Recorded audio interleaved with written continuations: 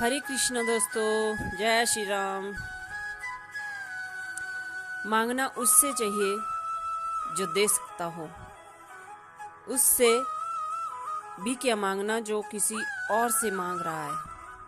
आज का प्रसंग बहुत ही अद्भुत है, जरूर सुनिएगा। एक बार एक राजा था जो भगवान श्री कृष्ण जी का अनन्य भक्त था। सुबह दिनचर्या में भी सबसे पहले मंदिर जाना, भगवान की पूजा, भगवान की आराधना करना, भगवान जी को भोग लगाना, उसके बाद मंदिर की सीढ़ियों पर बैठना। ये सीढ़ियों में बैठने वाली परंपरा बहुत पुरानी थी।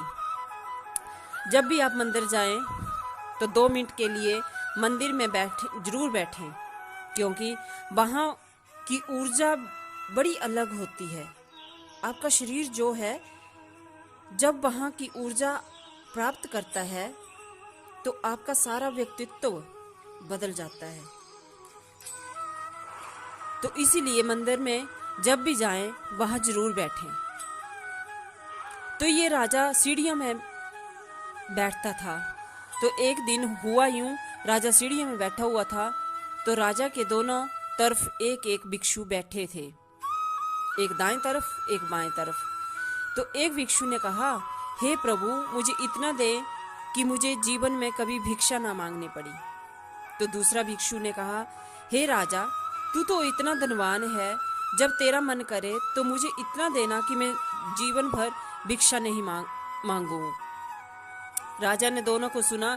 राजा विचलित हो गया कि मैं क्या करूं। राजा वहां से अपने राजमहल चला गया। अगले दिन फिर आया, अगले दिन फिर दोनों भिक्षु मिले। वही बातें फिर से दोहराई गई। राजा फिर से वापस चला गया और अपने प्रधानमंत्री को बुलाया।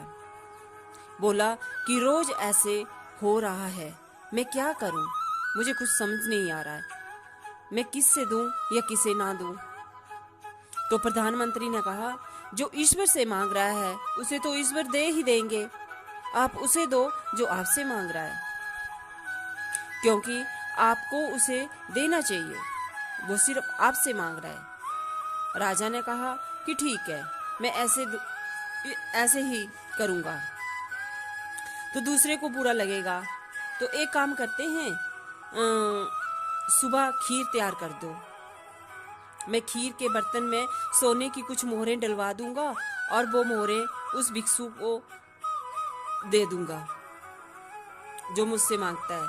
अब राजा अगले दिन गया, खीर का बर्तन लेकर चला गया, भगवान के दर्शन किए, आकर सीढ़ियों पर बैठ गया। जैसे ही उस भिक्षु ने कहा कि हे राजा, मुझे इतना देना कि मुझे भीख ना मांगनी पड़े, तो राजा ने उसे जो खीर का बर्तन था उसे दे दिया और कहा, ये खीर खाओ, आनंद आएगा, भगवान का प्रसाद है। ये कहते हुए राजा वहां से चला गया। राजा खुश हो गया कि उसने अपना कर्म कर लिया। इधर जो